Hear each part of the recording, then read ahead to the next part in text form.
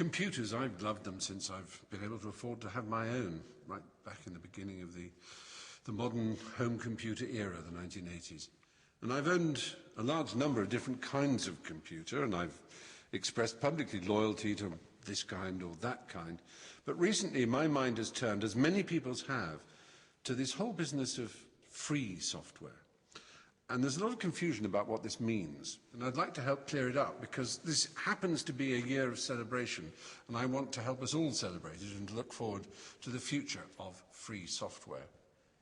If you have, I don't know, plumbing in your house, it may be that you don't understand it, but you may have a friend who does, and they may suggest you move a pipe here, a stopcock there, a valve somewhere else, and you're not breaking the law by doing that, are you? Because it's your house and you own the plumbing.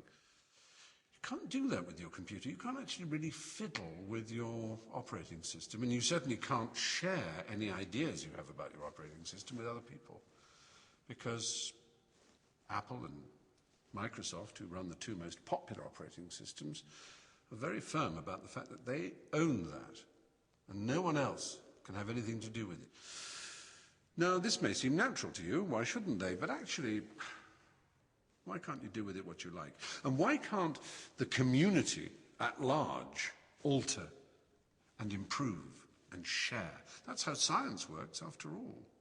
All knowledge is free, and all knowledge is shared in good science. If it isn't, it's bad science, and it's a kind of tyranny. And this is really where it all started. A man called Richard Stallman. He decided 25 years ago, almost to this very date, he decided to write a whole new operating system from the ground up.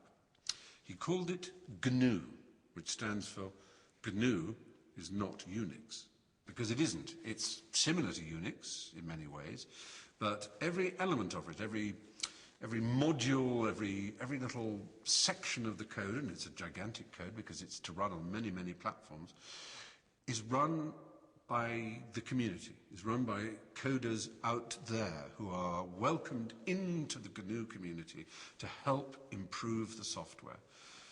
Every distro, as they're called, every distribution of GNU is tested and worked upon and refined by people whose only interest is in creating the perfect operating system that can be used across the spectrum of platforms by as many users as possible.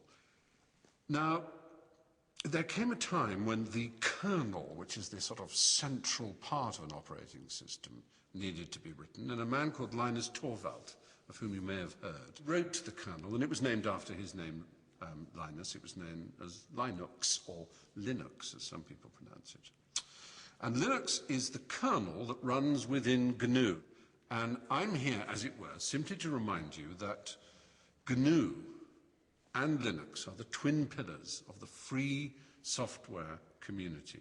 People who believe, and this is the important part, that software should be free, that the using community should be allowed to adapt it and adopt it, to change it, to improve it, to spread those improvements around the community, like science. That's basically what it's saying. In the same way that good scientists share everything and all knowledge is open and free, so it should be with an operating system.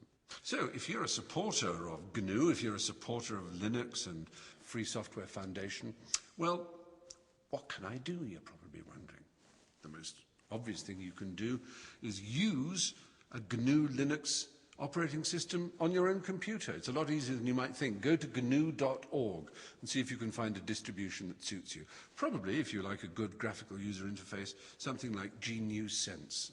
GNU Sense.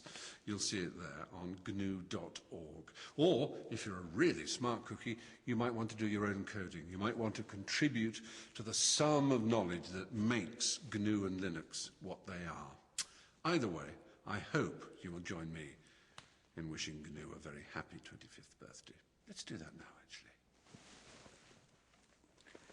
So, happy birthday GNU, 25 years old. The operating system of the future. Freedom!